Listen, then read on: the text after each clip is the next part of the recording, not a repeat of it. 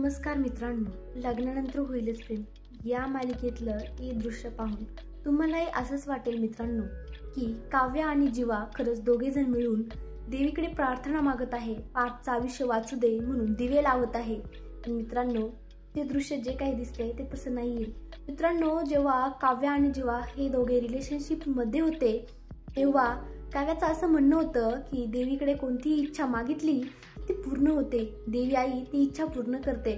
त्यामुळे काव्या जीवासोबत लग्न व्हावं, जीवा हा कायमचा माझाच होऊन जावा त्यासाठी देवीकडे प्रार्थना करत असते आणि त्यासाठीच तिने देवाला म्हणजेच जीवाला सांगितलेलं असतं की दिवे घेऊन ये। मित्रांनो, म्हणतात की जगातली सगळीच लोक वाईट नसतात आणि जगातली सगळीच लोक चांगली नसतात आणि तसंच काव्याचं ही म्हणणं आहे की जगातल्या चांगल्या लोकांपैकी पार्थ हा एक आहे आणि माझा पार्थ वाचला पाहिजे, त्याचा जीव वाचला पाहिजे देवी आई, असं ती देवीकडे गाणं गात आहे। आणि त्यासाठीच ती जेव्हा गाणं गायला आलेली असते देवीकडे तेव्हा तिला आठवतं की तिच्या त्या जुन्या आठवणी अजून ताज्या आहेत आणि तेव्हा तिला आठवतं की ती देवीकडे कशी जीवासाठी सुद्धा आली होती आणि जीवाने आणि काव्याने दोघांनीही मिळून देवीला दिवे लावले होते। का जीवाने 100 दिवे लावायचे होते पण 50च दिवे आणलेले असतात। तेव्हा जीवाही तिला समजून सांगतो की हे बघ, आपण दोघे एक आहोत।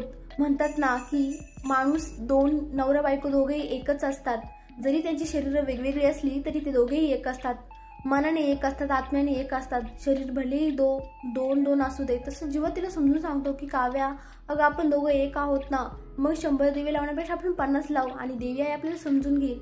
मित्रांनो, हे सगळं तिला आठवून बिचारी रडत असते, तिच्या चेहऱ्यावर आनंद नाही तर दुःख दिसत असतं। तिला असं वाटत असतं की जे आधी मागितलं ते तर नाही भेटलं, पण जे आता माझ्याकडे आहे ते माझ्यासाठी लाख मोलाचं आहे आणि ते मी गमावू शकत नाही। देवी आई माझ्या पार्थला वाचव।